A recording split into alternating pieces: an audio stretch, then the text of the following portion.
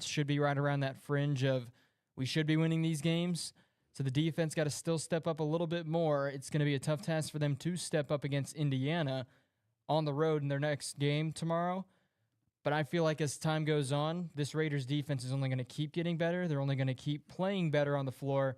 It's only going to be a matter of time before this Raiders team gets their first win of the year. And Matt, not to mention, you take a look at the Wright State Raiders, and we talked about them a little bit on this show yesterday before their game against Toledo. We mentioned on the road against Colorado State, they turned over the basketball 15 times. Colorado State had 28 points off of those turnovers. Well, Wright State, the turnover woes continued yesterday for the Raiders. 15 turnovers for the Wright State Raiders. And Toledo was able to get 25 points off those turnovers. Wright State, they only were able to get 9 points off their turnovers. And yeah, it was a story that we saw in both games as you brought up the total turnovers and the points off of them. 15 turnovers, 25 points off of it. We talked about if you limit the turnovers, you mitigate and get back on defense.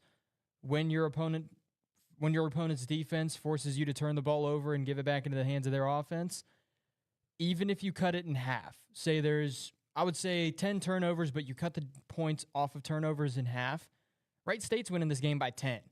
So if you're this Raiders team, we talked about it being something that from the Colorado State game they need to try to improve on. It's definitely the defense off of turning the ball over. You've got to get back towards your defensive side of the floor. You've got to play defense if you turn the ball over. I mean, we've seen it in both games, 28 points and 25 points in both games off of turning the ball over. 53 points through 2 games off of turnovers, or you're allowing 53 points in 2 games off of turnovers. It doesn't matter if you're Kansas or if you're Wright State.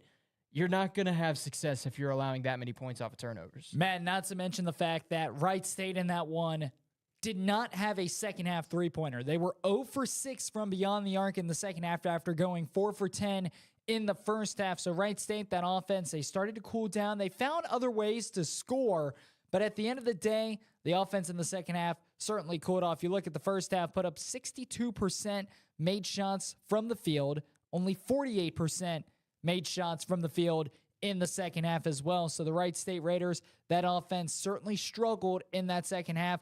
They went 9 for 11 at the free throw line in the second half. They were 0 for 0 from the free throw line in the first half. So that's how Wright State was able to supplement quite a bit of their points. But at the end of the day, you look at the turnover numbers, you look at the points off turnovers, and it really comes down to the same exact story of Wright State's opening night loss against Colorado State last Friday. And yeah, the only difference between the Colorado State and the Toledo game for this Raiders team is you mitigate the points off of turnovers, you get it to around a similar number that you had in the game. Against Colorado State, you still probably wouldn't have won, but against Toledo last night, you would have won that basketball game. So it's a little bit of a different story as to the impact on the game, between both games, between the Colorado State and the Toledo game, but it is without a doubt safe to say that you don't turn the basketball over as much, or if you get back on defense, if you turn the ball over.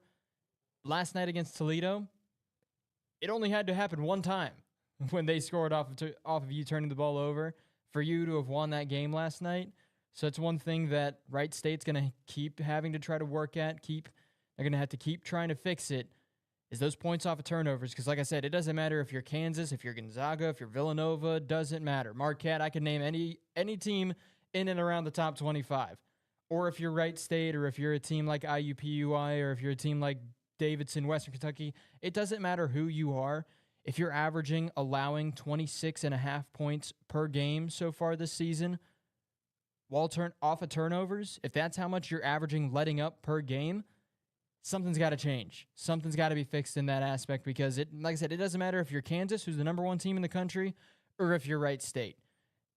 You can't expect too much success and too many wins if you're allowing that many points off of turnovers on average per game. Matt, Wright State, they're on the road tomorrow night, Thursday night, November 16th. For a second, I got my days confused. I thought today was Thursday for a second. No, today's Wednesday. So Wright State, they're back in action on the road tomorrow night as they will head to Bloomington, Indiana to take on the Hoosiers of Indiana. Indiana, a special name coming from the Dayton area, Gabe Kumps, a true freshman getting some minutes off the bench for the Indiana Hoosiers, so we expect to see him playing against one of his hometown teams tomorrow night on the floor in Bloomington. And yeah, it was one thing that I saw from some of the minutes that he clocked while playing. It was one thing that he was known for. Obviously, he was known for his shooting at Centerville. He was known for his ball handling abilities. He was known for the assists that he would get in pretty much almost every single game he played. But another thing that it's not that it was looked past too much, but his aggressiveness on defense. There was a possession where he was manned up on the guy who had the basketball, and I don't know how many times he went for it trying to get the ball back into the hands of his team. But eventually, after a couple different attempts, he was able to force a turnover. But that's one thing that if you're Indiana or if you're an Indiana fan for basketball, it's one thing that you're going to enjoy seeing from Gabe Cupps. Obviously, he's got the ability to shoot the three ball. He's got the ability to drive inside and finish underneath. He's got abilities that he's going to be good at for this Indiana Hoosiers team. That defense is something you've also got to be pretty excited to see from Gabe Cupps. With that being said, it's time for a break. When we return, the UD Flyers, they're back in action tomorrow night as well, going up against LSU in the Charleston Classic. That's all coming up next here on Sports Now.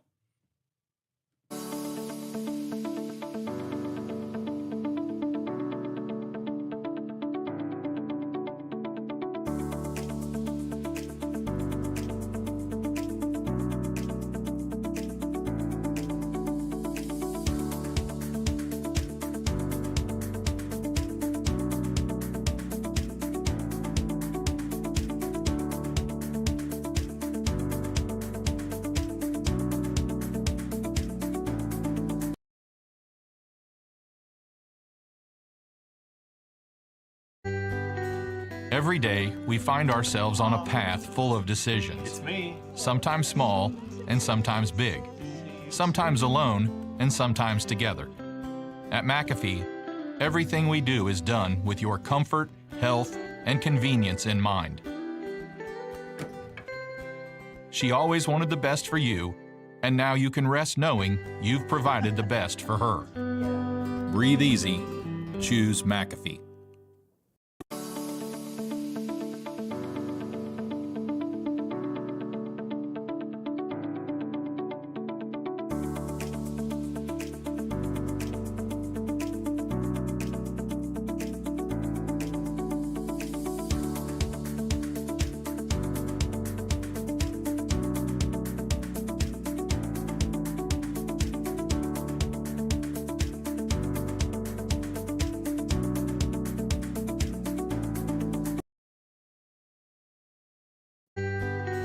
Every day, we find ourselves on a path full of decisions. It's me. Sometimes small and sometimes big. Sometimes alone and sometimes together. At McAfee, everything we do is done with your comfort, health, and convenience in mind. She always wanted the best for you, and now you can rest knowing you've provided the best for her. Breathe easy. Choose McAfee.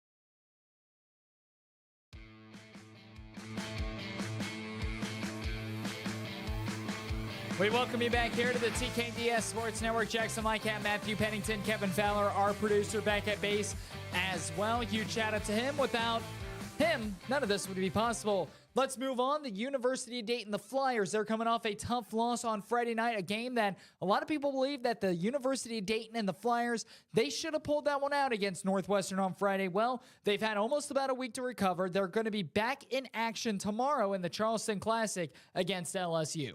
And yeah, it's going to be a pretty big, I would say, as a whole, you take a look at the teams inside of the Charleston Classic, it's a pretty big tournament for really any team inside of it. I mean, you take a look, the bottom half of the bracket, you've got Houston versus Towson in the first round. You've got Utah versus Wake Forest. Winner of both of those games will face off against each other. And then you've got towards the top side, you've got obviously the UD versus LSU game. Winner of that game will take on the winner of St. John's versus North Texas. So you've got some pretty tough competition inside the Charleston Classic. Obviously, winner of UD, LSU, and the winner, whoever wins that game, obviously going to face off the winner against St. John versus North Texas. And whoever wins that matchup, they'll find themselves in the championship game where if we were making a prediction, I would assume Houston's going to come out of the bottom half of the bracket. But you take a look at all the teams inside of the Charleston Classic, it doesn't matter who you are in this bracket, who you are, as whether it's Wake Forest, Utah. I'll list off all the teams: St. John's, North Texas, UD, LSU, Houston, or Towson.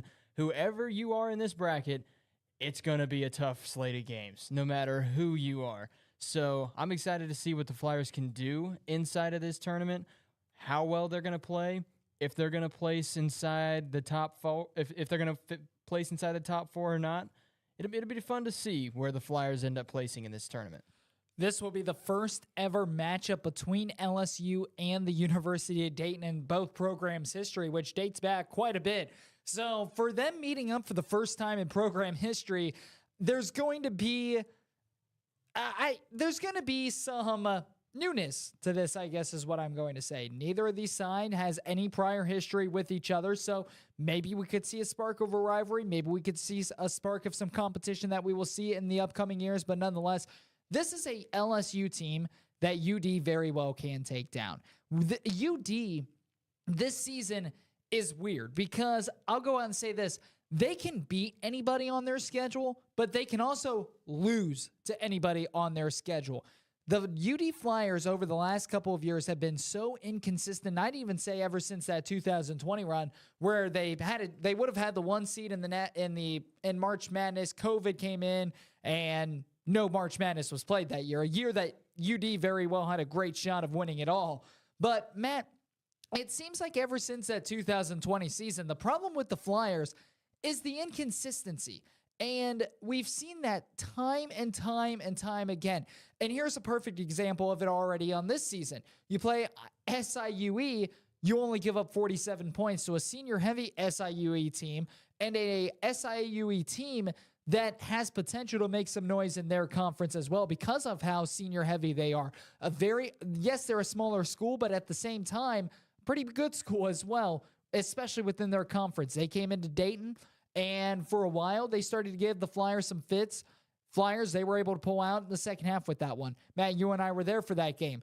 Then Northwestern, you allow 71 points to Northwestern. And I get Northwestern a better offense, but at the same time, when you jump from 47 points allowed to 71 points allowed, that's a pretty big discrepancy. And I get that, again, Northwestern, a tremendous offense. They're a better team than SIUE, but at the end of the day, a lot of expectations for the Flyers defense. And when you look at how the Flyers defense played against SIUE, again, smaller school, but they dominated. They were very aggressive, and they dominated from start to finish. Northwestern, it just seems like they could not get their footing. Northwestern shot very, very well. That also could be because that was the first game without Malachi Smith for the season. But UD, over the years past, have been very inconsistent, and they've also gone through time periods in this game. Matt, you and I have talked about this plenty on this show. They've gone through time periods this season, and not just this season, but over the last couple of years, where the group of players that they have, they'll go 6-7 minutes without scoring at all. They'll be up by a few or down by a few. Next thing you know, they're going a 7 to 8 minute dry spell with 0 points, or if they have points, they're from the free throw line, 0 points and makes from the field. That's got to change, and that has got to become more consistent with the Flyers, especially if you want to make a run in the Charleston Classic. If that happens, they can take down LSU. If that happens, they can take down North Texas and St. John's. If that happens, they can take down Towson, Utah, Wake Forest. I'd even say Houston. The UD Flyers, again, when they play together as a team, when they play a consistent not 4 quarters, 2 halves, when they play a consistent 2 halves of college basketball, they can beat anybody on their schedule. But when they don't, they can also lose to anybody on their schedule. So really, it's just what's going to give in this one.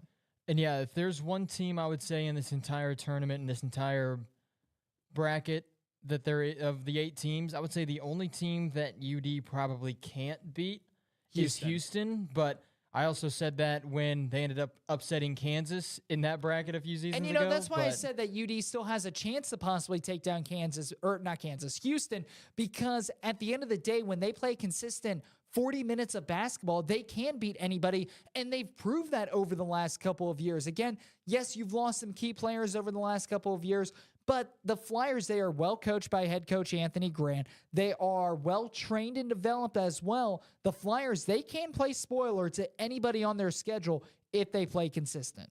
And yeah, that's the big question for this Flyers team, and it's really going to be the question until it's answered for the UD Flyers.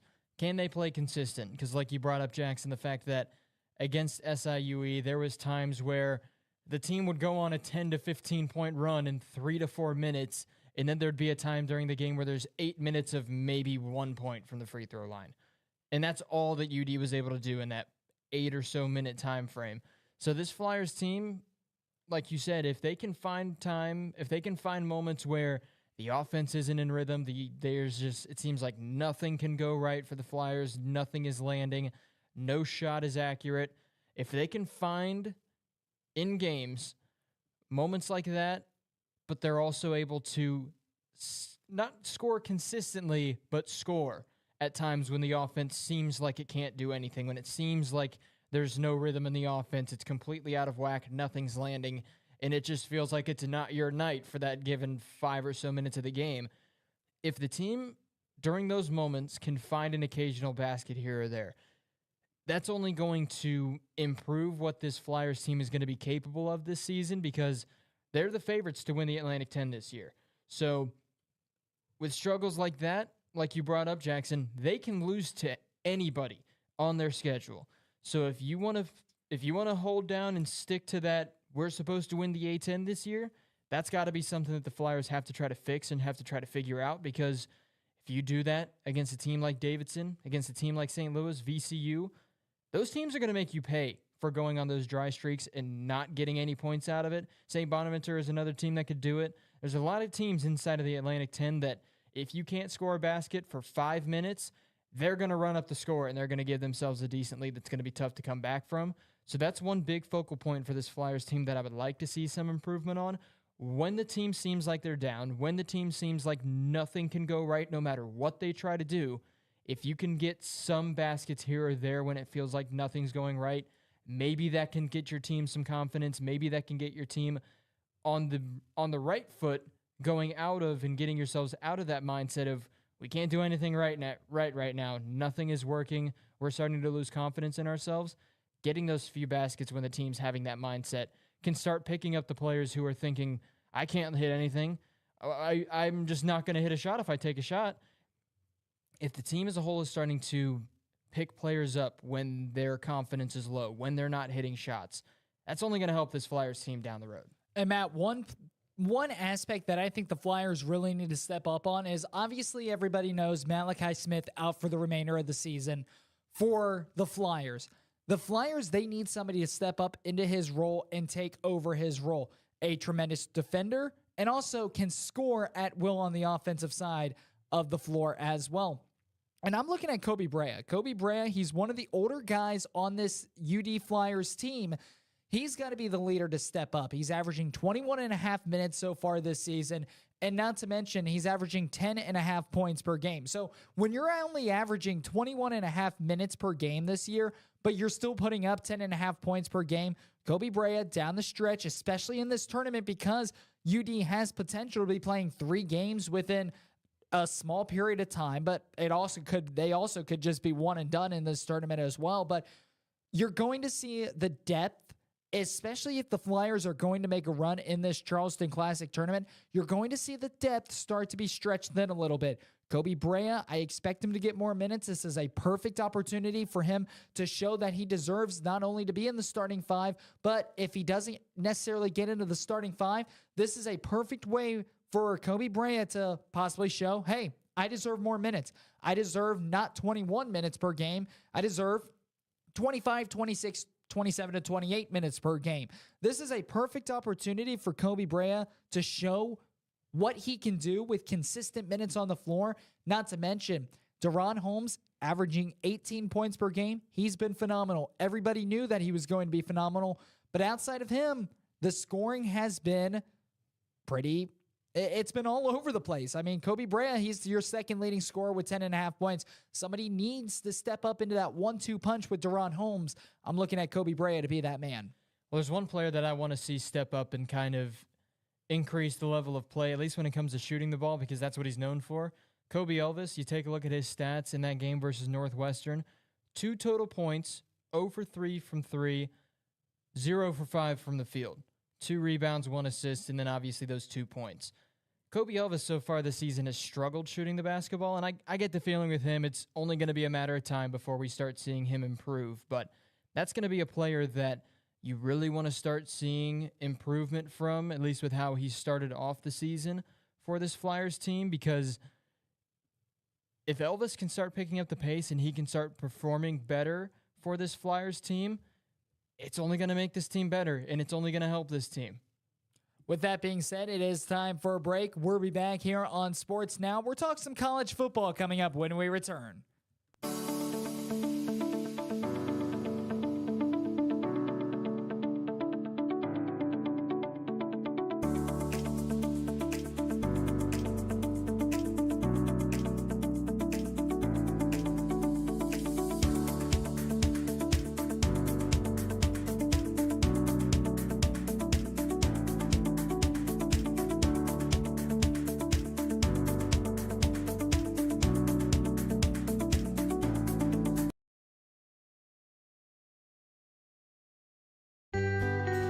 Every day, we find ourselves on a path full of decisions. It's me. Sometimes small and sometimes big.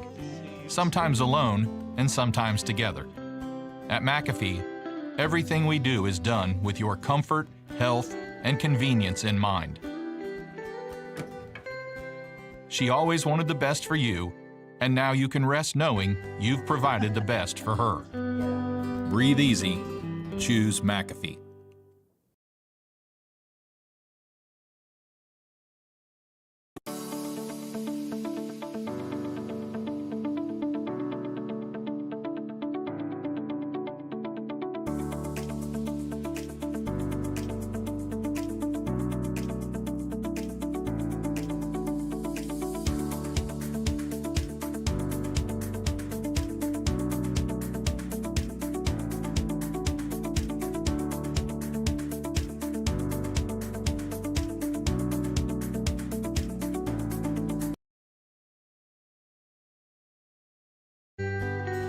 Every day, we find ourselves on a path full of decisions. It's me. Sometimes small and sometimes big. Sometimes alone and sometimes together. At McAfee, everything we do is done with your comfort, health, and convenience in mind. She always wanted the best for you, and now you can rest knowing you've provided the best for her. Breathe easy. Choose McAfee.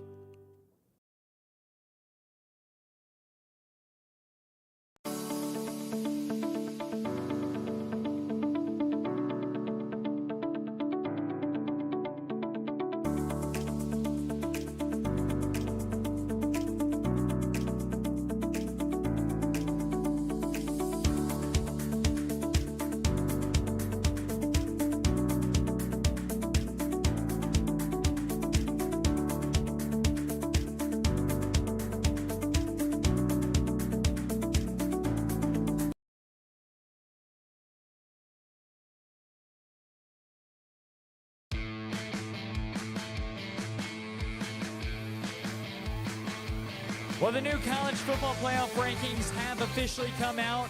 And really the only movement we see in the top 8 spots, and really the reason why we talk about those top 8 spots so much on this show is because the top 8 spots are really the teams that, and really the only legitimate teams that have a shot still at the college football playoff. A lot of those top 8 teams, they still have a lot to play for, and not to mention, they have a lot of key matchups with some other teams in the top 8 as well. So we're going to start to see them starting to beat up on each other in the college football playoff ranking. But Matt, not to mention the fact that when it comes to the college football playoff ranking, we did see number 2 Georgia officially become number 1. They jump Ohio State. Ohio State drops to the 2 spot. Outside of that, no movement in the top 8 spot. And Matt, you and I were talking a little bit about this show. Very surprised. Once again, we were surprised last week on this show. We're very shocked again that Florida State is still able to cling on to that number 4 spot. Washington, they took down a ranked top 25 Utah team by 7, and Washington still on the outside looking in at number 5. And yeah, I think the reason that we're seeing Washington still be a team that's not inside of the top 4 right now is because that defense for Washington so far this season has shown signs of struggle. They've shown signs of not really being able to play at the competition of the opposing offense that they're playing at any given week. So I would say if there's a reason Washington has been staying in the 5 spot and not jumping up is because Florida State's defense has been playing a lot better than Washington's defense has. And I would say Washington's offense has been playing a lot better than Florida State's offense has so far this season. But I think the reason that we're seeing Washington stay on the outside right now is because of potential matchups against teams that are currently inside the top 4 right now. If you put Washington against Ohio State's defense, if you put Washington against, or I'd say if you put Washington's defense against Ohio State's offense, if you put Washington's defense against Michigan's offense, if you put it against Georgia's offense, that defense for Washington is not going to fare well whatsoever. For any of those top 3 teams, I would even say Florida State, Washington's defense would probably struggle against Florida State's offense.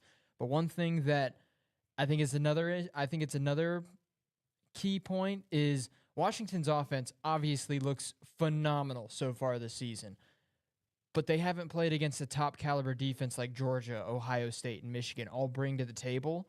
So I would say if there's a reason Washington is not currently inside of the top 4, it's because against super high caliber defenses, Washington hasn't really played one of the top defenses in the country yet, like both Ohio State and Michigan have against Penn State, because Penn State's got a really, really solid defense, and Ohio State and Michigan have now both played against that Penn State defense. And I think the other reason is because that Washington defense themselves, they haven't really done too much to convince people that they are a national championship caliber defense. I think that might be another reason why we haven't seen Washington jump Florida State yet.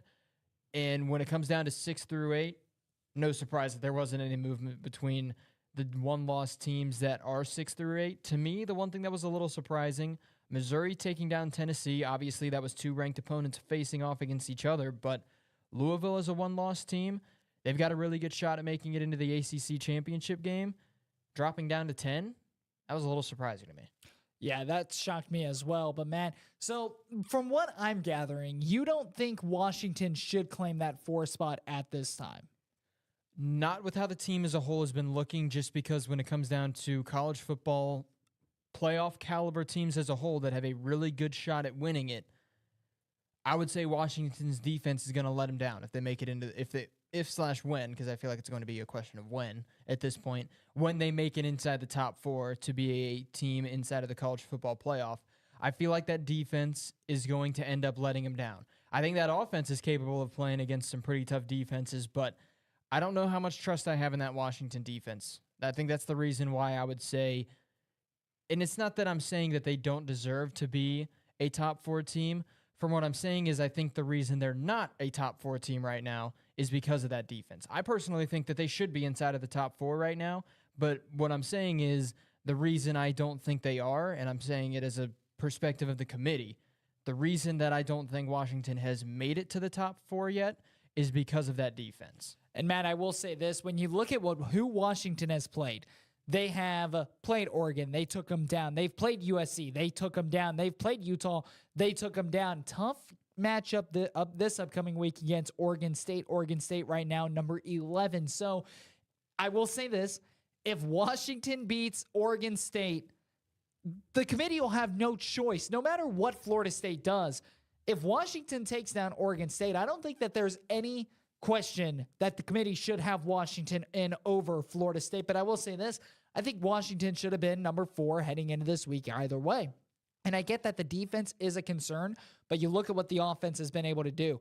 The offense, you can argue, you could say that they're a better offense than Georgia, Ohio State, Michigan, and Florida State, all those teams in the top 4. The defense, yes, they're probably the weaker of them, but you can't come out there and you can't go out there and tell me and convince me that Washington will not be able to compete with Ohio State. You can be Ohio State, their offense, very, very, very inconsistent. You look at Washington, yes, they don't have the strongest defense. I think that game will turn into an offense. You cannot tell me that Washington, no matter Georgia, great defense. Michigan, great defense. Ohio State, a great defense.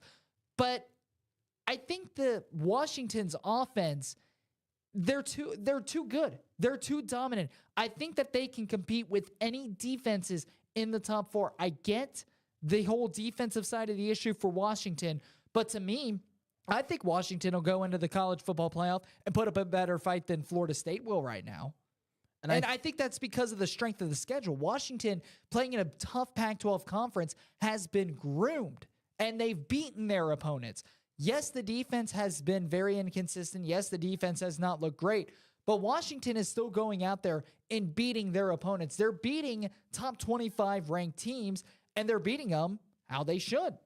And to see Florida State, who has only gotten one top 25 win against LSU this season, beginning of the year, seeing them still cling on to the 4 spot after they've struggled against some teams that are nowhere close to being ranked, and seeing Washington after taking down a lot more top 25 teams than Florida State, Washington's got a better resume for me. I think that there should be no question right now that the Huskies should be right now the number 4 team. And since they have not proved that yet to the committee, they go out there and they take care of business against Oregon State. It would be a crime to not have them in the top 4 next week if they go out there and beat Oregon State. And yeah, I don't know if you're mishearing what I'm saying at all, Jackson, but me personally right now, I think Washington should be number 4 without a doubt. Yeah. I mean, you take a look at their wins this season. Oregon, Arizona, and Utah. Those are the teams that are currently inside of the top 25. They beat USC when USC was inside of the top 25. Obviously, the Trojans, they've fallen out of a top 25 spot. But with the resume that Washington has put together so far this season, a lot of people are making the argument that, and it's obvious that the committee was looking at it this way, Ohio State has one of the best resumes in college football when it comes to some of their quality wins. But Washington is in that conversation too.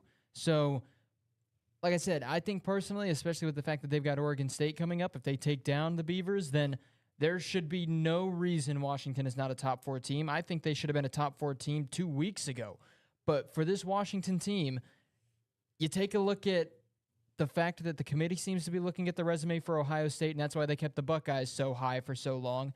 Now you're looking at the resume of Washington pan out, and Washington is winning the games against the teams that would boost their resume and boost how good of a resume they've had this season, and they're not moving. To me, that doesn't make much sense. Yeah, it doesn't make much sense. And Matt, I was hearing you out there. I was just voicing my opinion as well and my thoughts on that. You and I talked before the show. We have the same mindset on this. But again, I think that it's a crime to keep Washington out of the top 4. I said this last week, but guess what? Washington keeps winning. They just took down Utah by 7, and Utah, a very, very, very good football program as well. Right now, they sit 22nd in the new college football playoff rankings. They dropped after that loss to Washington. But Matt, again, keeping Washington right now at 5 and keeping Florida State in at 4, to me, I think it's a crime. But not to mention the fact that if they end up beating Oregon State and remain in 5, that's even a bigger crime. And Matt, I'll go out there and say this. Florida State, I like them. I do like them. And I've said this multiple times on this show. The Florida State Seminoles, it's nice seeing this football program back. But at the same time, sometimes you have to let go of history and realize that Florida State is not as good as Washington right now. And I will say this, if Florida State is the team that goes to the college football playoff, I don't think that they stand a chance against Georgia. I don't think that they stand a chance against the Ohio States or Michigans. I don't think that they stand a chance in the college football playoff. I think Washington, even with that inconsistent defense, still stands a better chance than Florida State. I like Florida State. I like seeing their program back. But at the end of the day, I've said this multiple times on this show, I just am not in on all the hype on the Florida State Seminoles. They go to the ACC championship and they handle Louisville pretty convincingly. That'll change my mind. But until that happens, and I'm talking convincingly like a 2-score, 3-score win, if it's close and they win by a game-winning field goal, I'm not all the way convinced on Florida State. I hope they prove me wrong because it's very nice seeing the Seminoles back in the mix of things. It's been about a decade since the last time they've been in the mix of things as well. So it's nice seeing Florida State in the mix of things. But at the end of the day, sometimes you got to let history go and put history aside and realize that Washington, they are a better squad right now than Florida State. They have a better resume, and they deserve to be in that number 4 spot. Well, here, Jackson, with that talking point, let me shoot you this question. Say Ohio State loses to Michigan by 1 possession, or Michigan loses to Ohio State by 1 possession. Florida State loses the ACC championship game. Who do you put in it for? Let me shoot you that question real quick. Do you put Florida State in, or do you put a 1-loss Ohio State or Michigan in? Okay, so let me rephrase this. So you have Georgia. Georgia wins the SEC They win the championship SEC. game. Washington wins the Pac-12 championship game, stays undefeated. Michigan beats Ohio State by a field goal. They win the Big Ten championship game. Florida stays undefeated. They beat North Alabama. They beat Florida. Lose to Louisville in the ACC championship game. Who do you put in it for? So you're saying Georgia wins, Florida State loses, Washington wins. I'm saying Georgia, Washington, winner of Ohio State, Michigan, all 3 locked in. Loser of Ohio State, Michigan, or Florida State. Who do you got? No brainer. Maybe even Texas. You say Ohio State, Michigan, that is a 1-loss. That game's close. Yes. Ohio State, Michigan, it's a 1-score game. Yep. Without a doubt, it's the loser of that game. Without a doubt.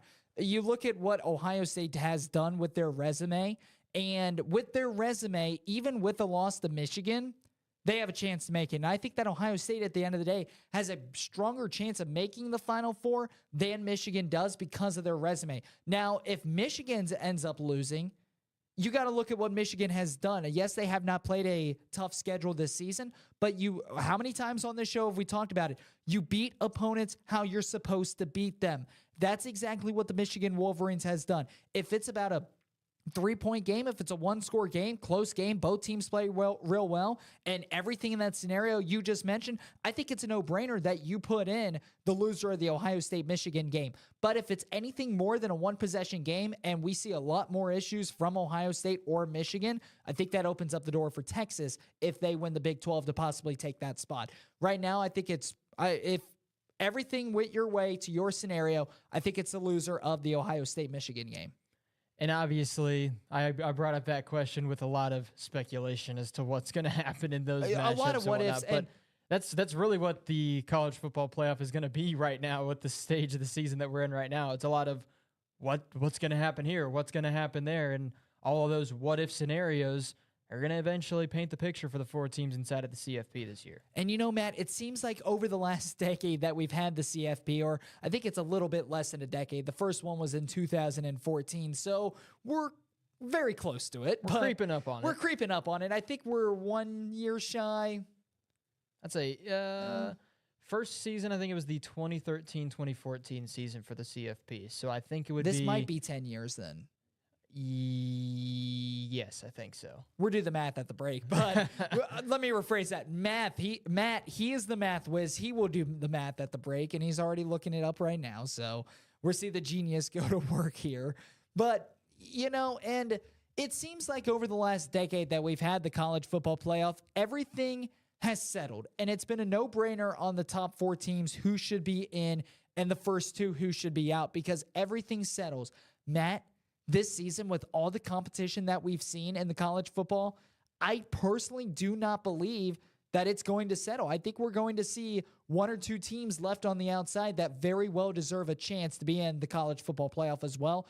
And not to mention, I think that that's why college football, they went with a 12-team playoff starting off next year. So let's just say if they started it this season, boy, would it have been crazy. Some playoff games we would have seen. But nonetheless, I just don't see, like years past, I don't see this season of college football in the playoffs settling into a exact 4 teams that you make it right now. Matt, when was the last time that heading into the second to last week of the regular season that we are still talking about 8 teams that have a legitimate argument of making the college football playoff? You can also maybe throw in Louisville in that mix. I personally am not, but I know that there are some fans out there that may say, hey, Louisville, if they go to the ACC championship and hand a loss to Florida State. A lot of things go their way, maybe, but I don't necessarily see that happening. But this year for college football has been so competitive. And again, there are 8 legitimate teams that you can put in argument. They deserve to be in the top 4 at this current time and place. But still 3 more weeks left, including conference championship week left. A lot to unfold. The question is it going to settle out? Is the dust going to settle? Are we going to, here in 3 weeks from today, have an exact idea of who should be in the top 4 in the college football playoff? Matt, personally, I don't think so. I think that it's just going to be a madhouse until the end. I don't think the dust is going to settle at all. No. And by the way, I did check. This is the 10th year of the college football playoff. 10th year anniversary. So, because you've got Ohio State, you've got, do the math, Ohio State, Alabama, Clemson, Alabama, Clemson. That was your Clemson. That was your first 5. LSU, Alabama, Georgia, Georgia. This year would be 10. So this is the 10th year of the CFB. I told you, he is a genius. He is one of the smartest people I have ever met. And I'm not just saying this because you're my broadcasting partner. No, I think that's exactly why you're saying it. You're lying. Not at all. But it is time for a break. When we return, we will shift our focus to the NFL. That's all coming up next on Sports Now.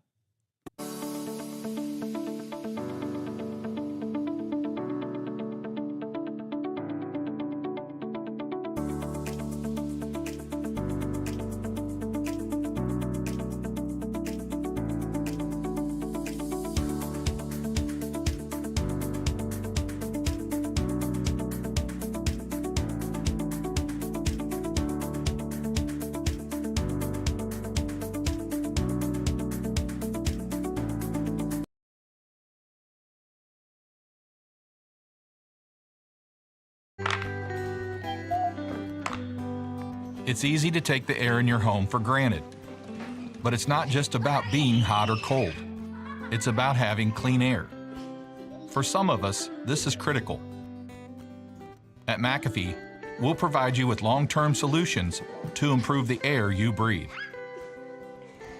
Do you need your inhaler, bud? Oh, I'm good, thanks. Breathe easy. Choose McAfee.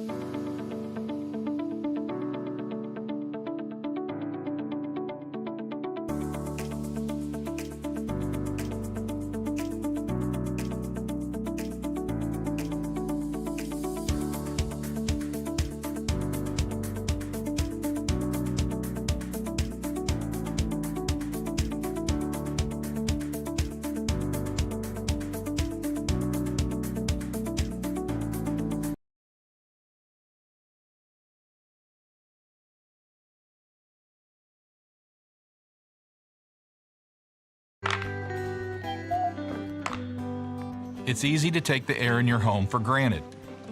But it's not just about being hot or cold. It's about having clean air. For some of us, this is critical. At McAfee, we'll provide you with long-term solutions to improve the air you breathe. Do you need your inhaler, bud? Oh, I'm good, thanks. Breathe easy. Choose McAfee.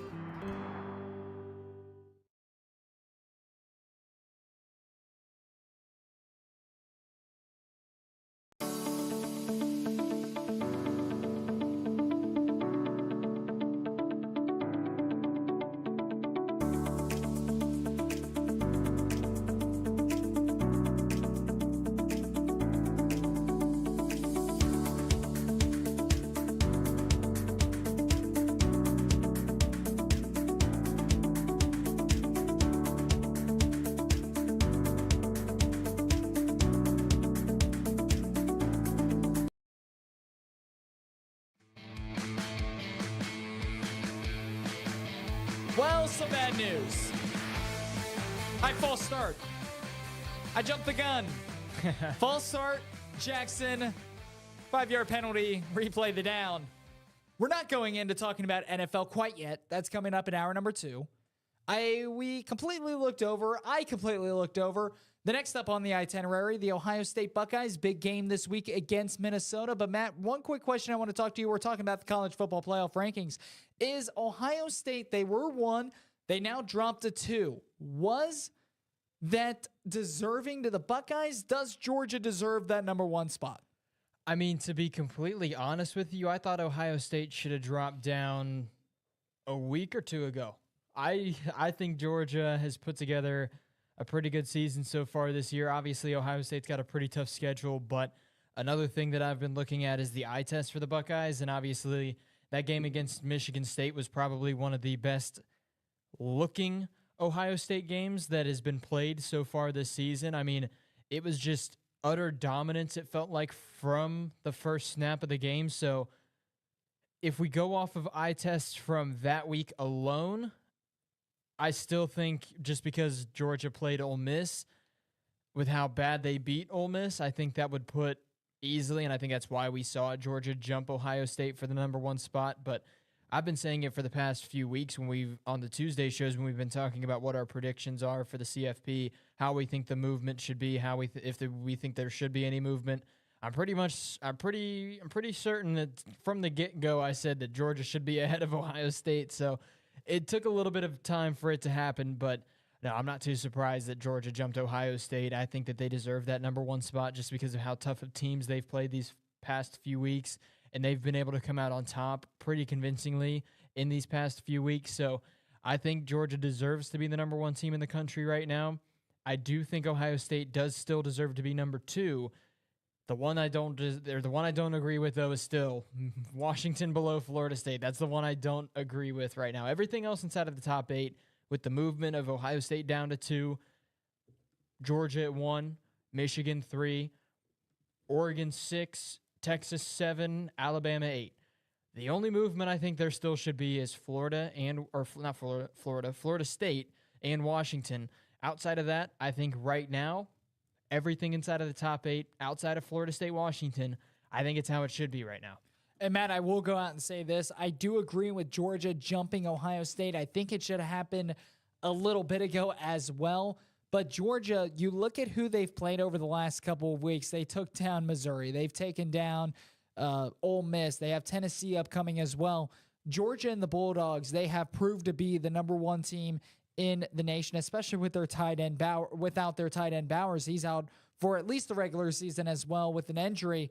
But Matt, the next question leads me into this, and I'll go ahead and kind of allude on this first. The Ohio State Buckeyes, can they reclaim the number 1 seed if Georgia wins out? I personally do not think so unless Ohio State destroys Michigan. And when I say destroys Michigan, if they beat the Wolverines by 30 points, then I think that Ohio State could claim that number 1 spot again. But unless that happens, which I don't foresee it happening, I think that game will be a very, very close one. If Georgia wins out and Ohio State wins out, I don't think that there's a way that Ohio State can claim that 1 seed. I personally think for Ohio State to potentially jump Georgia against Minnesota coming up this week, they have to beat the doors off of them. They've got to absolutely destroy, and don't let off the gas. Don't pull your starters like you did early in the game or early in the third quarter like you did against Michigan State. You play that full 4 quarters and you beat the doors off of Minnesota. I'm not saying it has to be a 84-0 win, but you've got to play a full 4 quarters with your starters and show the CFP committee how good this team can play through 4 quarters, and then a convincing win against Michigan. It doesn't have to be a 30-point win against the Wolverines. It doesn't have to. I would say if it's even a 10-point win, but the only reason Michigan was able to keep it that close is because of mistakes Ohio State made, I would say that might give Ohio State an edge over Georgia for that top spot, because then you'd have Michigan on the resume as a win for Ohio State. You'd have Penn State on the resume as a win for Ohio State. You'd also have Notre Dame as a win on that resume for Ohio State. Obviously, Georgia, they've put together a pretty good resume themselves, but you take a look, Tennessee, once I would assume Georgia's going to beat Tennessee this upcoming week. Tennessee's probably going to drop to around, unless they play it super close, if they get the doors blown off of them like Ole Miss just did, Tennessee very easily could drop outside of the top 20. I wouldn't say out of the top 25, but there's a good chance we'll see the Volunteers around 23, maybe 24 if they get absolutely destroyed against Georgia. So that quality of win isn't going to look as good as Ohio State's win against Notre Dame, who's currently 19. So I would say for this Buckeyes team, you've got to blow the doors off of Minnesota first, and then you've got to get a convincing win against Michigan to jump yourself into that number 1 spot. But if one of those two doesn't happen, I don't see Ohio State jumping Georgia. Ohio State, they will be facing Minnesota at the Horseshoe this upcoming Saturday. Matt, this is a game that Ohio State could win big, but Minnesota, is there any chance that they could pull the upset against the Ohio State Buckeyes? To me, coming off a big win against Michigan State, I think Ohio State, them dropping from 1 to 2 in the CFP rankings, I think that that's going to light a fire. I think that the Ohio State Buckeyes, they're going to put it all together. We talked about it last week. That game against Michigan State, they had their starters pulled out early in the second half. They put up 35 quick points against the Michigan State Spartans, and I get the Spartans are not having a great year. That defense isn't great, but I said this on our Monday show as well. That could serve a lot of confidence to this Ohio State offense, and not just the offense, but to their first-year starting quarterback, Kyle McCord. I expect Kyle McCord to come out on Saturday feeding off that momentum that they built on Saturday. I think he's going to come out this Saturday, and I think he's going to have a big day against Minnesota. And that's one thing I'll say about this Ohio State team. You might call me a delusional Ohio State fan. You can call me it if you want to. If Ohio State plays with that offense, if Ohio State and that offense plays throughout the remainder of the season the way they did in that first half against Michigan State, Ohio State has a really good shot at winning the national championship. I agree with you 100%. If they play the way that offense did in that first half against Michigan State. Obviously, Michigan State not that good of an opponent, but you take a look at what the Buckeyes were able to do. It was just relentless. Moving the football down the field, didn't seem like there was anything Michigan State could do to stop the Buckeyes offense from really doing anything. And if we see that Buckeyes offense play like they did against Michigan State throughout the remainder of this season, they're going to beat Michigan. They're probably, I think it's not locked in, but it's almost locked in that they're going to face off against Iowa in the Big Ten championship game.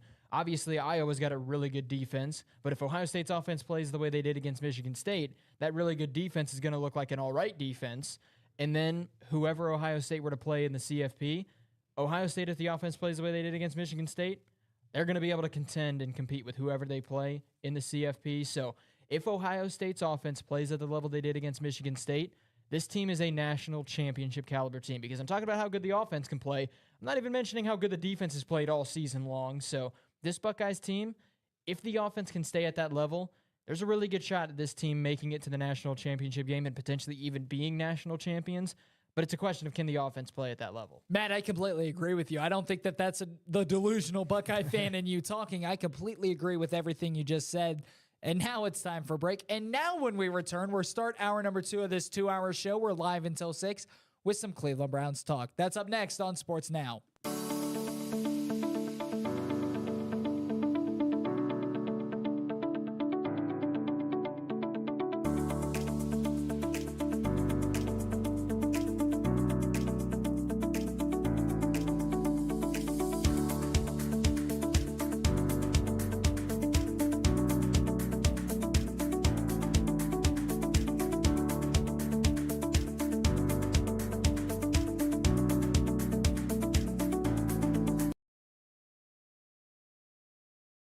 Come on, guys, let's call Daddy. Hi, Daddy. Hi! How you doing? So the furnace is on its last leg, babe, and I just don't know what to do. I wish I could be there to help. Being away is always difficult, but it doesn't mean you can't make decisions together. You can count on us to keep your family comfortable. Hey, buddy, how's it going? When are you coming home? It's gonna be soon. Faster than you know it, I'll be home. Breathe easy. Choose McAfee.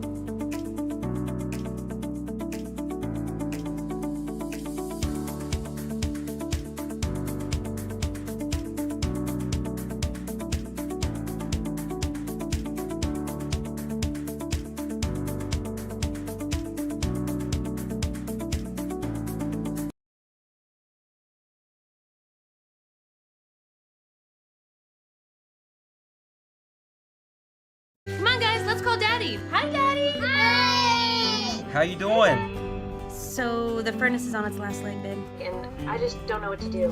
I wish I could be there to help. Being away is always difficult, but it doesn't mean you can't make decisions together.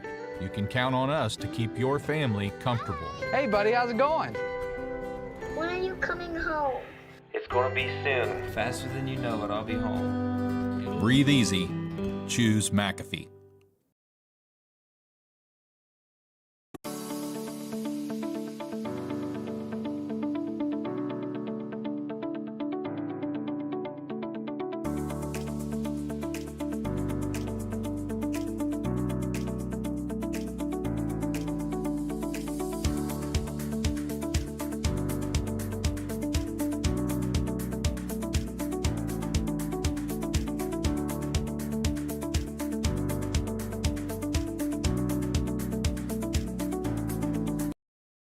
Come on, guys, let's call Daddy. Hi, Daddy. Hey! How you doing? So the furnace is on its last leg, babe. And I just don't know what to do. I wish I could be there to help. Being away is always difficult, but it doesn't mean you can't make decisions together. You can count on us to keep your family comfortable. Hey, buddy, how's it going? When are you coming home? It's gonna be soon. Faster than you know it, I'll be home. Breathe easy. Choose McAfee.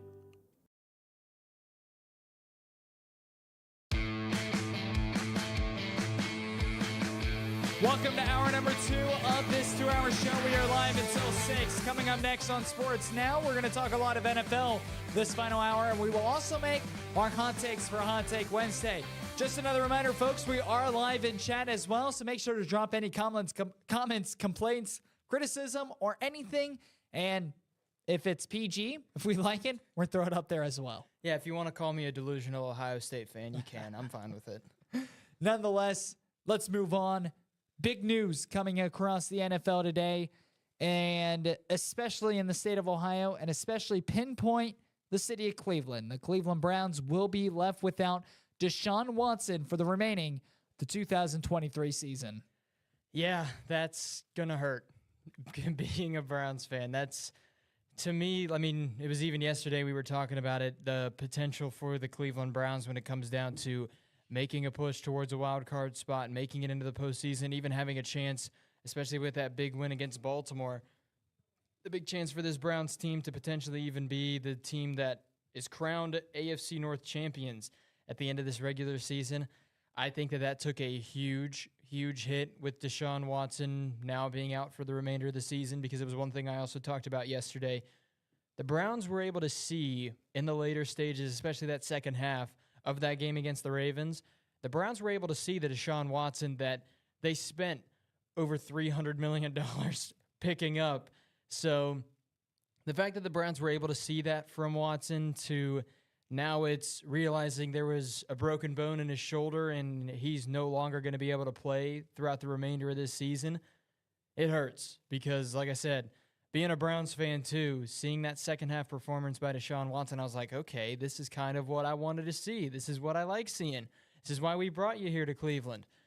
Now there's going to be no chance to see that throughout the remainder of the regular season. So it hurts, and it's going to be a tough pill to swallow as a Browns fan, and it's going to be something that is definitely going to hurt the Browns. I'm not saying it's completely knocking them out of a wild card spot or it's completely taking their chances of making it to the postseason out of the picture, but it's definitely not something that helps this Browns team in their push for a wild card or maybe even an AFC North championship. And Matt, I will say this, when you look at the Cleveland Browns, is this a team that can win without Deshaun Watson?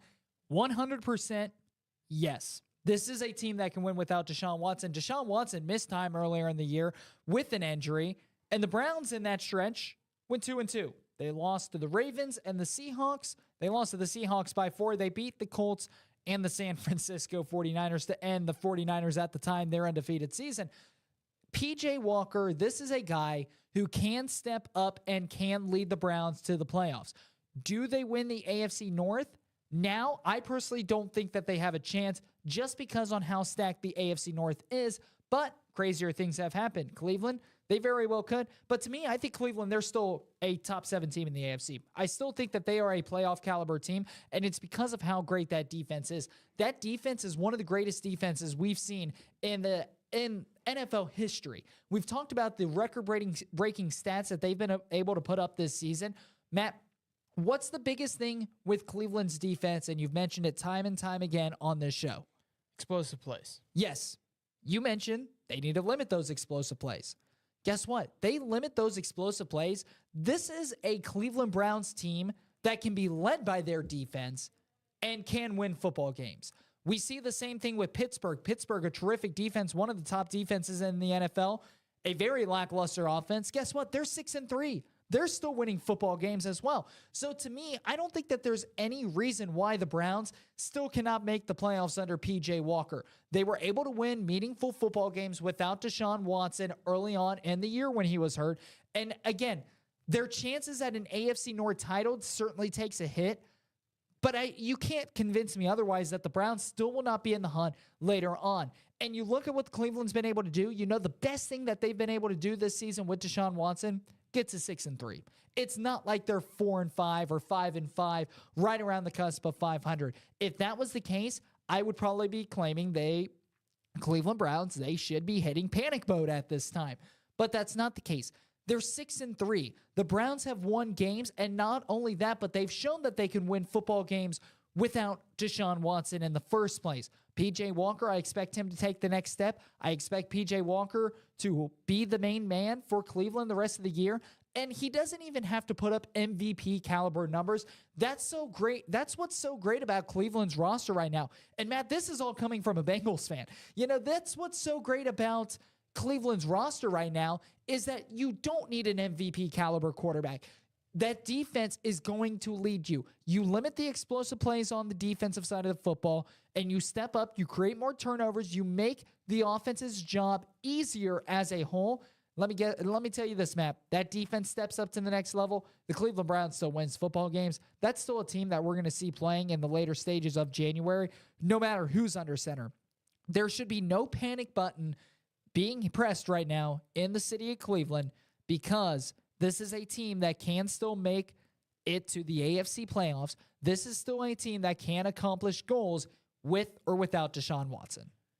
I'll say one thing, too, about this Cleveland Browns team as a whole. If the defense is able to step up and play at the caliber we've seen them play at times this season, obviously, when I say stepping up and playing big, I don't mean like the game they had against Arizona where Arizona didn't even get 100 total yards because against a lot of teams that they've got on their schedule, that's almost going to be impossible to do with how good the offenses are that they've got against some of the teams they still have to play this season. But if this Browns team, if the defense can step up and continue to play big week in and week out, I would say the AFC North is still possible for Cleveland.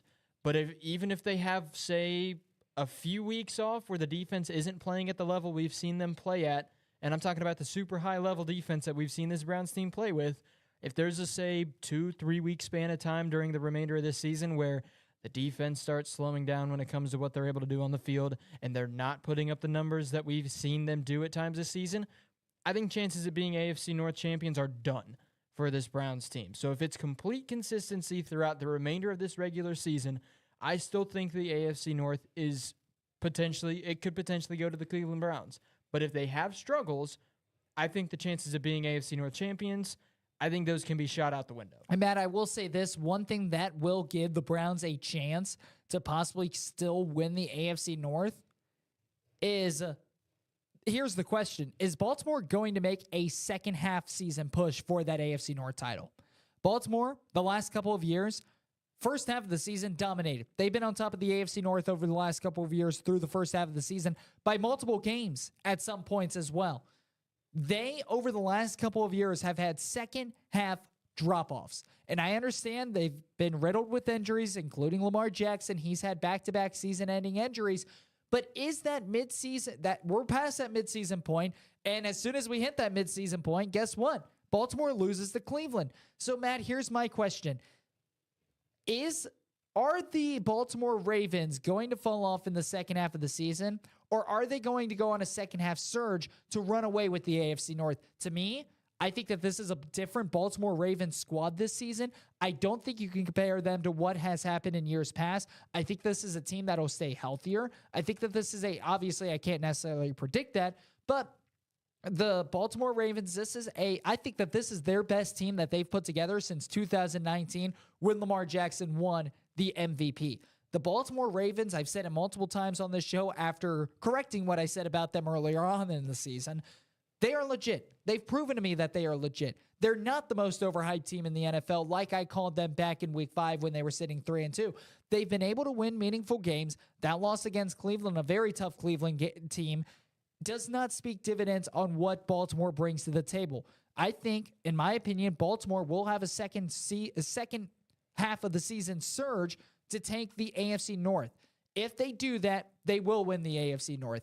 If they don't, then it opens the door for Baltimore can still win it. Cleveland now has another chance. Pittsburgh has got a chance, and Cincinnati's got a chance as well. And I'll tell you what, tomorrow's Thursday night game between the Ravens and the Bengals will be a true telltale sign on what the Ravens are going to make of this 2023 season. They win that, I'll be the first one to say they run away with this division.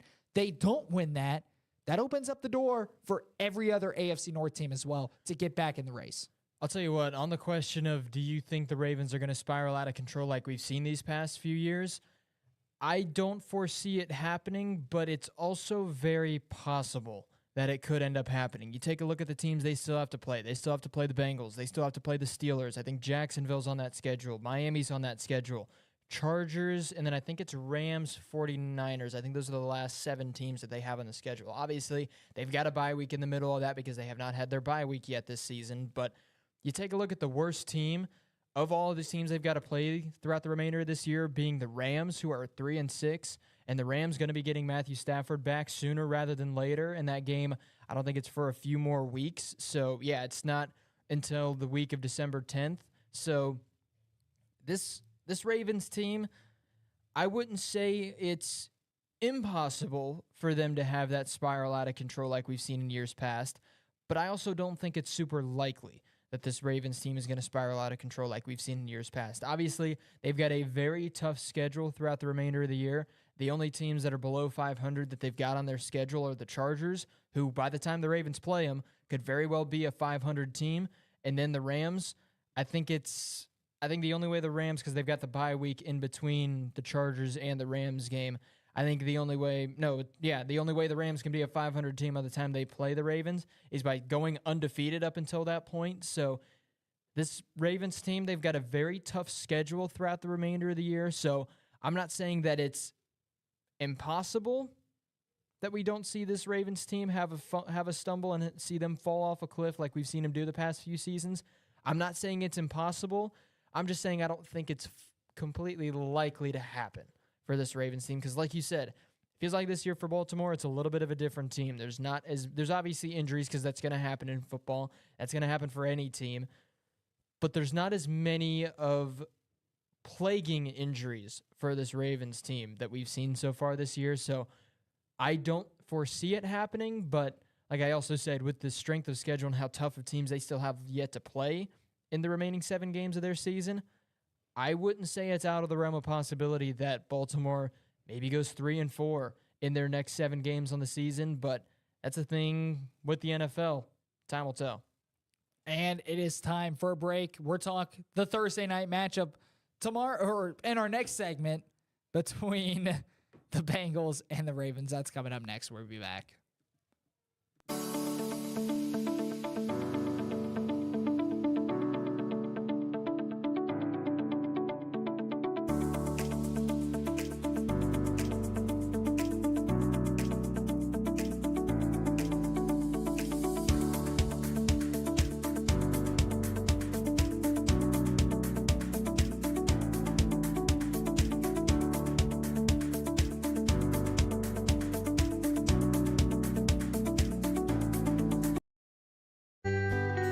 Every day, we find ourselves on a path full of decisions. It's me. Sometimes small and sometimes big.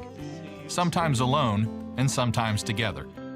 At McAfee, everything we do is done with your comfort, health, and convenience in mind. She always wanted the best for you, and now you can rest knowing you've provided the best for her. Breathe easy. Choose McAfee.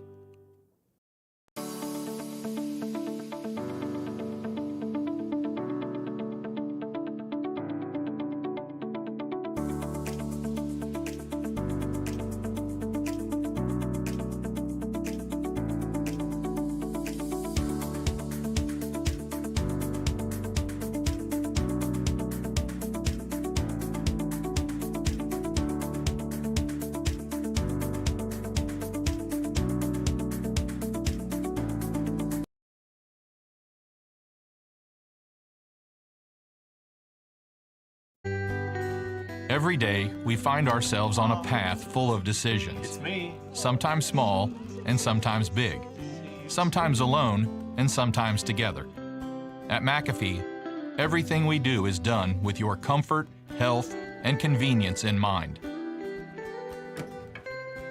She always wanted the best for you, and now you can rest knowing you've provided the best for her. Breathe easy. Choose McAfee.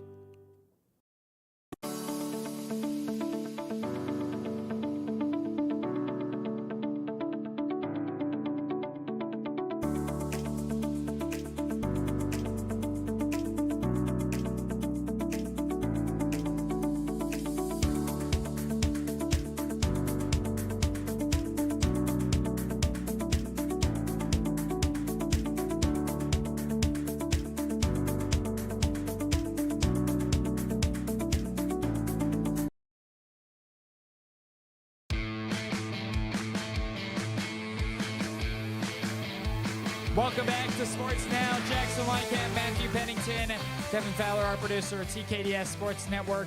Happy Wednesday. Let's move on. Thursday Night Football coming up tomorrow. The Cincinnati Bengals take a trip to Baltimore to face the Baltimore Ravens. The Ravens took down the Bengals in Week 2, 27-24 at Paycor Stadium. It was a second-half interception thrown by Joe Burrow that really ultimately came back to haunt them later on in that second half, especially when Cincinnati was trying to come back in that one. Now, Burrow, he's healthy. Both teams coming off a loss. And not to mention, and we just alluded to this in our last segment, if the Ravens win this one, it will set them up for a prime position to run away with the AFC North. If the Bengals win this one, then it really sets up the AFC North where every single team still has a shot at a division title. Yeah, this is not just this game, but just in general this week for the AFC North is going to play dividends to what we're going to see when it comes to the AFC North throughout the remainder of the season. I mean, you've got, like you mentioned, Thursday night, Bengals-Ravens. That is going to be a huge, huge game being played a lot better than last night. Thursday night between the Bears and the Panthers. Yeah, like I said. You go from probably the worst matchup of the season to the most anticipated matchup of the season. Definitely one of the more anticipated Thursday night games. But then also on Sunday, 1 o'clock game, you've got Steelers-Browns.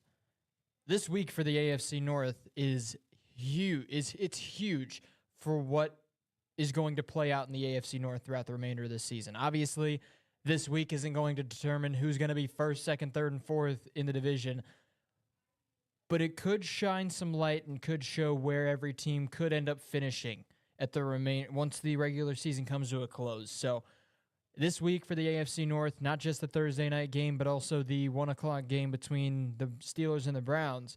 It's a pretty big week for the AFC North. Yeah, not to mention big week for the AFC North. Browns, Steelers on Sunday, Bengals, Ravens on Thursday. And Matt, remember, it's been so hard to be able to predict the AFC North this season. Well, after this week, we might be able to see how some dominoes are starting to fall and some pieces where they are going to start fitting in the puzzle for the AFC North. Still a lot of football to be played left, but a very pivotal Week 11 coming up. And yeah, you talk about the most anticipated Thursday night game, me being me. I'm going back and looking at pretty much every single Thursday night game so far this season, and there have been, maybe Vikings, Eagles, but that was when the Vikings started off 1-4. This is number 2. I completely forgot week 1 of the season. Lions, Chiefs. first week of the first Thursday night football game. So this one's the second, I would say as of right now, this is the second best Thursday night game, but it's not by much. So this should be a really good game between the Bengals and the Ravens. Like I said, me being me, I wanted to look back and see what Thursday games have been played in the past or in the entire of this NFL season. And yeah, it's definitely a complete 180 from what we saw last week between the Panthers and the Bears. And Matt, the first thing I'm going to say, what the Bengals need to do tomorrow, no T. Higgins, no Sam Hubbard, no Andre Yosevas, the rookie from Princeton. Cincinnati, that offensive side of the football, they've got to run the football. They only utilized Joe Mixon with 11 carries on Sunday's loss against the Houston Texans, and I get that he wasn't able to get much going early on, but the run game, you have to stay persistent because there are going to be multiple carries in the game where you get 1 to 2 yards, and then you're also going to have multiple carries a game where you get 10 to 13 yards. And that's what we've seen a lot from the Bengals running game so far this season. You have Joe Mixon for a reason. Without T. Higgins, it looked like the Houston Texans on Sunday, they were going cover 2. I expect Baltimore to do the exact same thing. It gave the Bengals fits, especially in that first half. The Bengals, they were very conservative in the first half until they opened up the playbook in the second half. That's another thing. The Bengals, they have got to be aggressive all day long. They have got to be aggressive. They have got to open up the playbook, and they have got to let Joe Burrow do Joe Burrow things. The moment you go conservative in this game, the moment you lose the football game against the Baltimore Ravens, because this is one of, if not the most underrated defenses in the NFL you're going up against. Bengals, how you get the passing game involved, how you get the deep shots downfield involved, guess what you do? You establish the run early, opens up play action, RPO, and it seems like the Bengals, that offense is cooking and playing their best football when the play action is working. Guess what you have to do to get the play action working? You have got to run the football. I expect Joe Mixon, he has to have at least 15 to 20 carries tomorrow if Cincinnati wants a chance to win this football game. And also, open up the playbook. Keep it open. I know it's a Thursday night game. A lot of coaches will like to shrink the playbook on a short week. The Bengals, they have got to expand this playbook. They have got to open it up. I'm going to say for your division hopes, this is a must-win game for the Cincinnati Bengals. Open up the playbook. Trust your quarterback. Trust the highest paid quarterback in the NFL, Joe Burrow, to do Joe Burrow things. You do that, good things are going to happen. Open up the playbook, get the running game involved, flip the page. On the defensive side, no Sam Hubbard is going to hurt. We saw the Houston Texans, Sam Hubbard, one of the best run stoppers from the defensive end position in the entire National Football League. And we saw so many times the reason why Devin Singletary was able to go for over 110 yards in Sunday's win for the Houston Texans was because they kept running to the side where Sam Hubbard is usually there. Hubbard out on Sunday. So the Texans took advantage of that. The Bengals have got to stop the run. That's one of the reasons you look at what Houston did on Sunday. They started the running game. Guess what they were able to do? They were able to open up the play action game. And that's why CJ was able to cook the Bengals defense. I expect Baltimore to go with the same exact approach. Guess what? You make Baltimore one-dimensional and rely on Lamar Jackson, you have a significantly better odds of winning this football game. And I get making Baltimore one-dimensional and then having to deal with Lamar Jackson. That seems like a tough task at hand. Don't get me wrong. It is. He's one of the best quarterbacks in the NFL for a reason. But if you can make them one-dimensional and force Lamar Jackson to make plays and to beat your defense, gives you a significant more chance to get stops or, most importantly, get turnovers, which is what this Cincinnati Bengals defense thrives on. I expect Baltimore to try to open up running the football with or without Lamar Jackson. Trey Hendrickson playing, that's a big boost for Cincinnati. DJ Reader has got to be playing out of his mind, and for that defensive side of the football.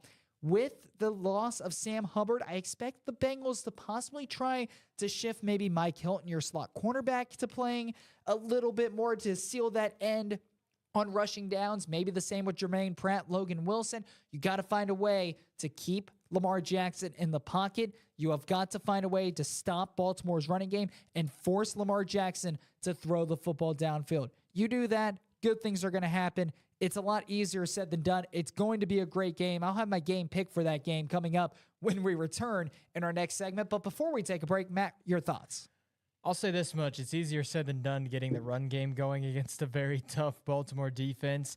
So when it comes down to that regard, obviously it's going to be very tough for this Bengals team to get a ton of positive rushing plays against Baltimore. But It's another thing that you brought up, Jackson. Even if you get those 1 to 2 yard gains, you've got to stick with the ground game because it's only going to help your team more than it's going to hurt it.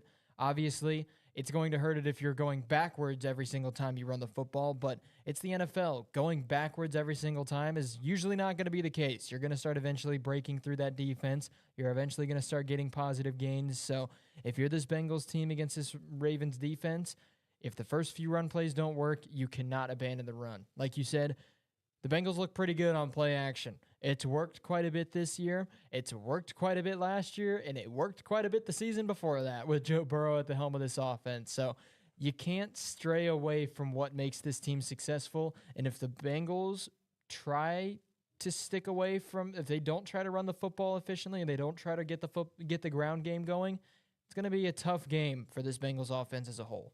Time for a break. When we return, we will make our Week 11 NFL game picks. Up next on Sports Now.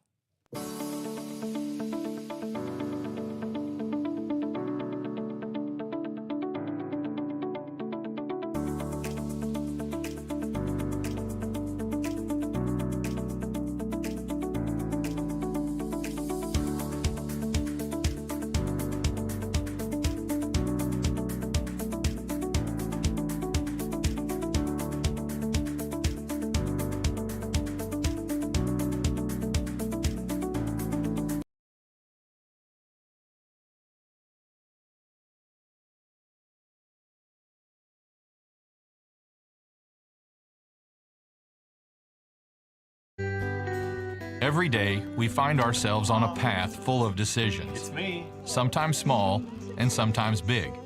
Sometimes alone and sometimes together. At McAfee, everything we do is done with your comfort, health, and convenience in mind. She always wanted the best for you, and now you can rest knowing you've provided the best for her. Breathe easy. Choose McAfee.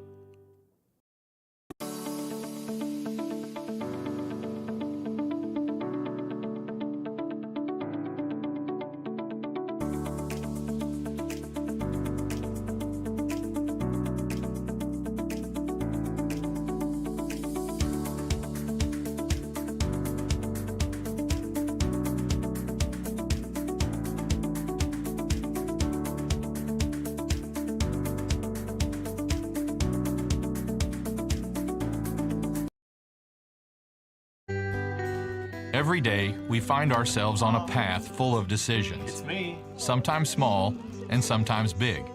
Sometimes alone and sometimes together. At McAfee, everything we do is done with your comfort, health, and convenience in mind. She always wanted the best for you, and now you can rest knowing you've provided the best for her. Breathe easy. Choose McAfee.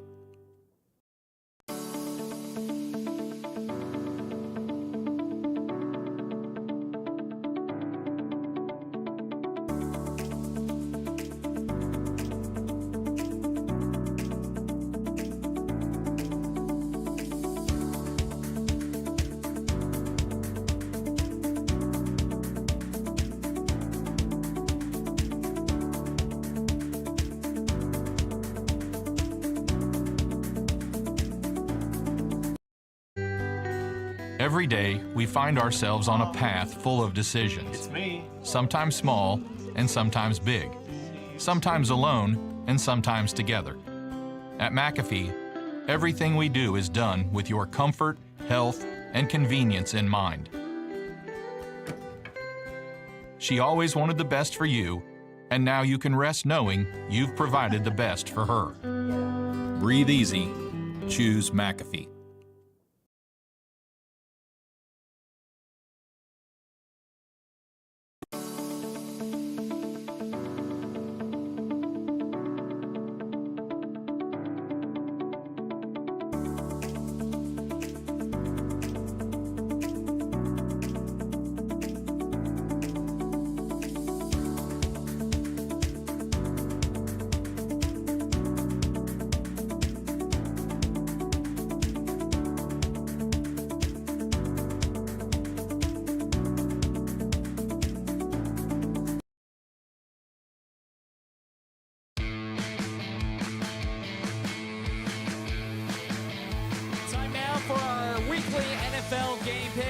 anyone who wants to make their game picks with us. Once again, we're live in chat. Drop any comments that you would like, and yeah, give us some of your hot takes as well.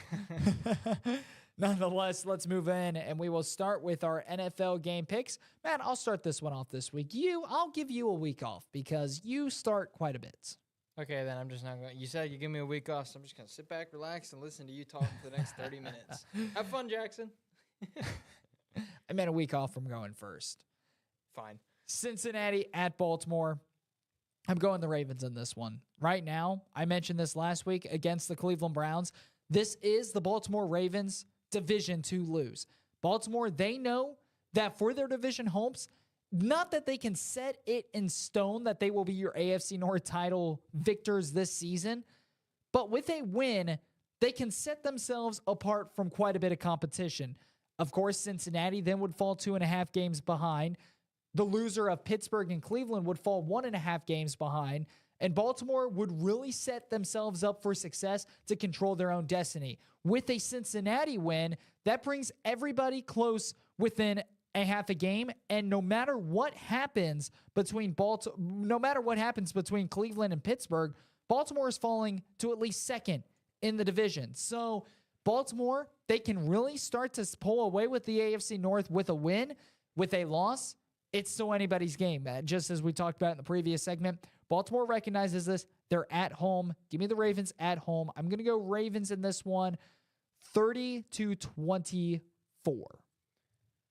I'm going to go with the Ravens as well in this one, just for the main reason that if Baltimore took down Cleveland last week, I would probably go with the Cincinnati Bengals. But both of these teams are coming off of last-second game-losing field goals by their opponent kicking the field goal. So both of these teams are going to be angry in that aspect, feeling like they should have won last week. I would say the Ravens probably feel like they should have won a little bit more than Cincinnati feels like they should have won last week. So I'm going to go with the Ravens in this one. I think that, like you said, when it comes down to chances of winning the AFC North, this is a massive game for the Baltimore Ravens. So that just goes to show that it's going to mean a lot. It's going to mean a ton for this Ravens team to come away victorious tomorrow night. I'm going to go with the Ravens. I'm going to say final score 28-23. Pittsburgh at Cleveland. I'm going to go with the Browns in this one. Obviously, it's tough for Cleveland with the fact that Deshaun Watson, he's out for the remainder of the season with that shoulder injury and with the shoulder surgery that he has to undergo. But I think this Browns team with the defense, I think that they're going to step up big. I don't see the Browns giving up 2 touchdowns to the Pittsburgh Steelers defense in this game. That's the real reason that Pittsburgh won the first matchup between the Browns and themselves. They won by 4, and the Browns the Browns offense gave the defense for the Pittsburgh Steelers 12 points. So I don't see the Browns doing it. Obviously, it was a little bit more than 12 points because the extra points afterwards, but the Steelers defense got 2 touchdowns the last time the Browns played against them. I don't see that being the case in this game upcoming this weekend. Give me the Browns. I'm going to say final score, I'm going to say 30-20. I'm going to go Pittsburgh in this one. I think the Browns injury situation with Deshaun Watson, like I said earlier, the Browns should not be panicking because they're 6-3 on the season, and this is a team that can win without Deshaun Watson. But you learn that news on Wednesday when you have a game on Sunday, and it really disgruntles a team. Now you have P.J. Walker coming in, and now it's a sudden change. If this game was being played in a couple of weeks, even just 2 weeks, as a matter of fact, I think Cleveland could take this one against Pittsburgh. I don't necessarily think P.J. Walker is going to be ready by Sunday, especially against a very, very good Pittsburgh defense. We've seen glimpses of Pittsburgh's offense starting to kick it into high gear as well. A couple weeks ago against Tennessee, last week against Green Bay.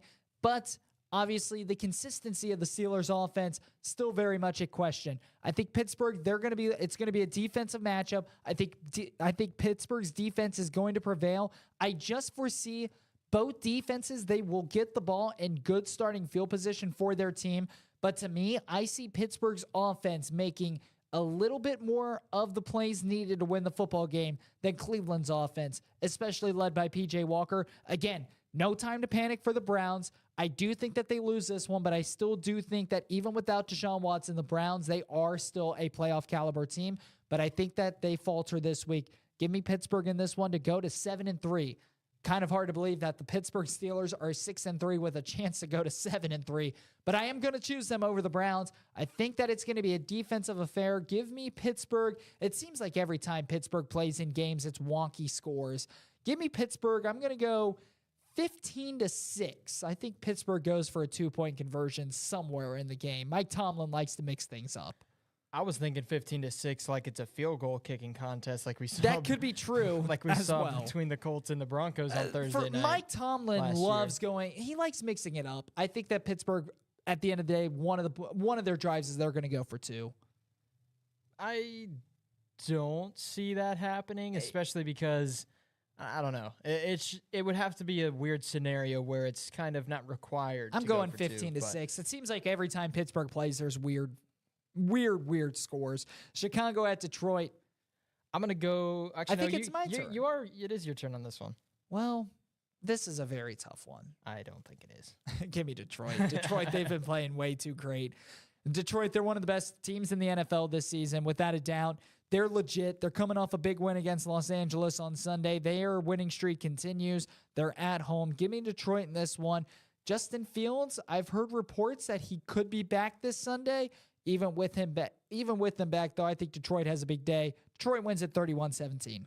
Yeah, I'm going to go with the Lions as well in this one. I mean, the Bears, it's just been struggles for a majority of the season outside of the fact that win for them against Carolina last week was almost felt like a double dose of victory because obviously that helps their season.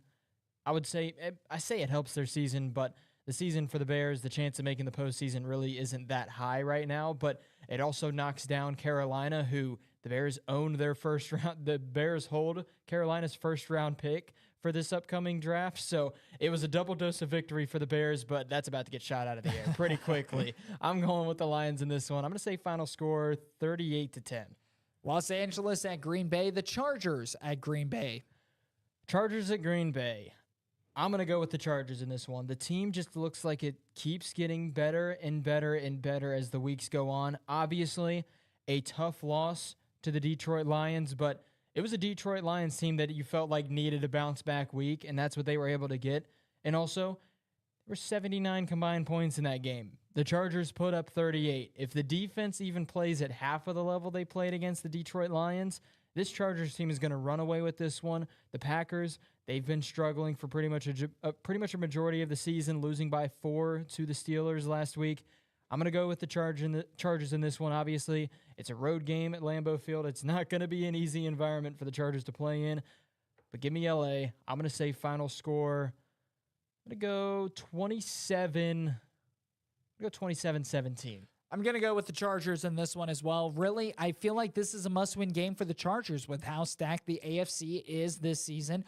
Chargers, they're trying to remain in the race. They're 4-5 this season. Must-win game for the Los Angeles Chargers. They go into Green Bay. They win 24-6. Las Vegas at Miami.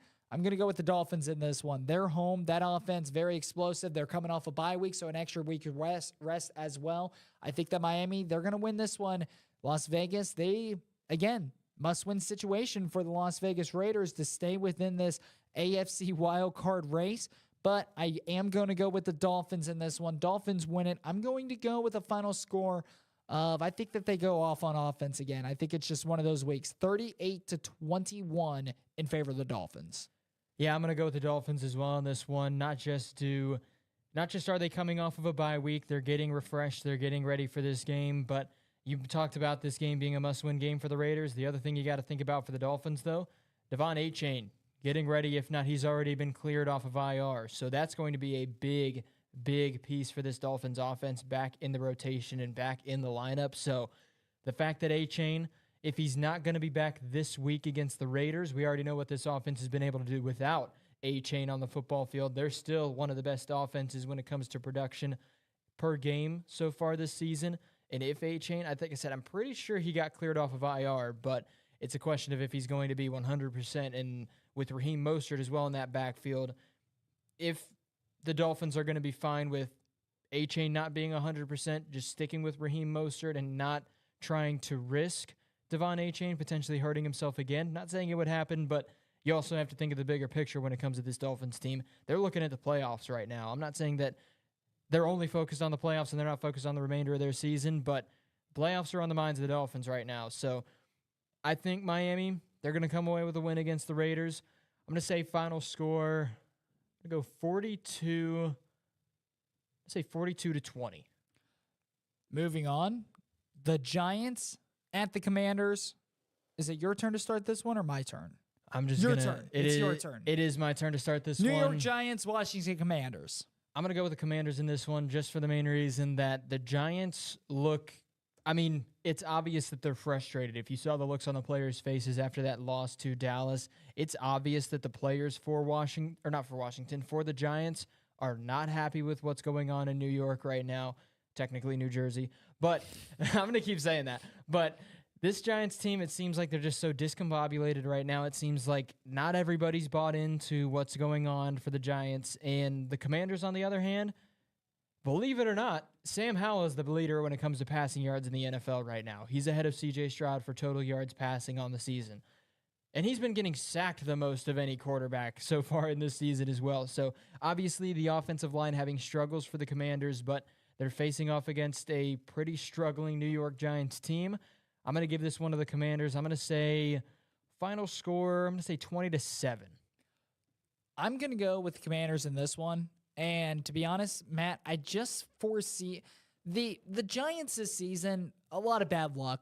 They have been absolutely riddled with injuries. They've never been able to get that offense going. I think that plagues the Giants here in this one. I think the Commanders win this one pretty handedly as well. I'm going to go Commanders 24, Giants 3. Moving on, Dallas at Carolina. For me, I'm going to go with Dallas in this one. I'm going to go with the Dallas Cowboys. Carolina, they've been struggling this season. I don't think that they're as bad on paper as what their record shows. They've been able to put up points. It's just when the offense is clicking, the defense isn't there, like the game we saw against the Dolphins. When the defense is there, the offense isn't there, like the previous game we saw against the Bears last week. Carolina, I don't think that they are as bad as what you see on paper, but I don't think that they're quite there. Could this be a trap game for Dallas on a short week ahead of a divisional opponent in the Washington Commanders? I do think that it could play a factor, but I do think Dallas is going to be able to escape the trap game. Dallas wins at 27-21. I'm going to go with the Cowboys as well in this one. I'm not saying that I don't think that they're going to have the type of success that we saw them have on offense against the Giants last week, but this Dallas team, they're playing pretty good right now. Even, you got to take into account, obviously, they lost to the Eagles before their game against the Giants, but it was a game that was essentially, obviously, it would have played out differently if these two plays didn't happen, but they were a half a yard short on Schoonmaker getting into the end zone for a touchdown. Or I would say half a foot short on him getting into the end zone, and there was also should have been defensive pass interference on that play. I think it was Blankenship got there a little bit too early, making contact with Schoonmaker, and then Dak Prescott going for that 2-point conversion. He was about a half yard short when he stepped out of bounds. So this Dallas Cowboys team is playing some pretty good football right now. They face off against one of the, if not the worst teams in the NFL this upcoming week. I'm going to go with the Cowboys in this one. I'm going to say final score 30-7. With that being said, time for a break. Second half of Game Picks coming up next when we return to Sports Now.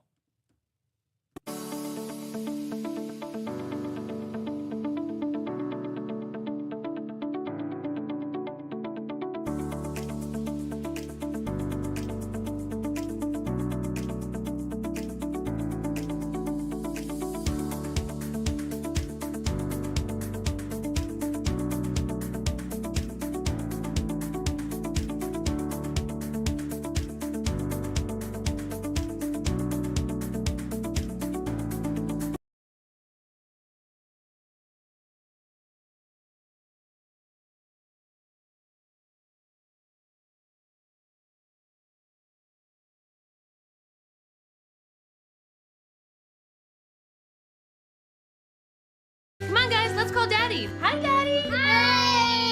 How you doing? So the furnace is on its last leg, babe. And I just don't know what to do. I wish I could be there to help. Being away is always difficult, but it doesn't mean you can't make decisions together. You can count on us to keep your family comfortable. Hey, buddy, how's it going? When are you coming home? It's gonna be soon. Faster than you know it, I'll be home. Breathe easy. Choose McAfee.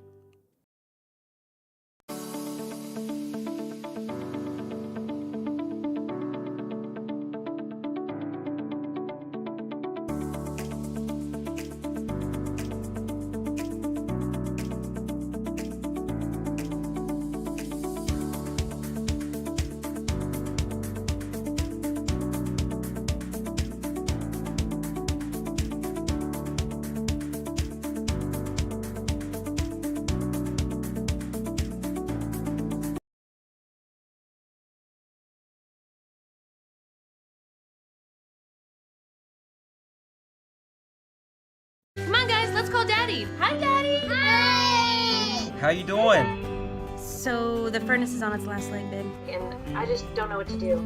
I wish I could be there to help. Being away is always difficult, but it doesn't mean you can't make decisions together. You can count on us to keep your family comfortable. Hey, buddy, how's it going? When are you coming home? It's gonna be soon. Faster than you know it, I'll be home. Breathe easy. Choose McAfee.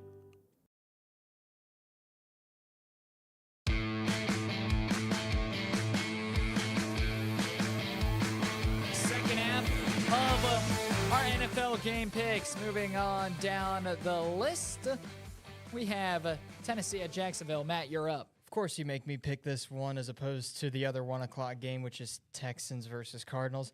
I'm going to go with Jacksonville in this one. Obviously, the Titans have looked pretty good with Will Levis at the helm of the offense, but I think Jacksonville, especially coming off of a pretty big loss to the San Francisco 49ers, I think it's going to be a bounce-back week for the Jags. I think they're going to be able to come out firing on all cylinders. They're at home for this game.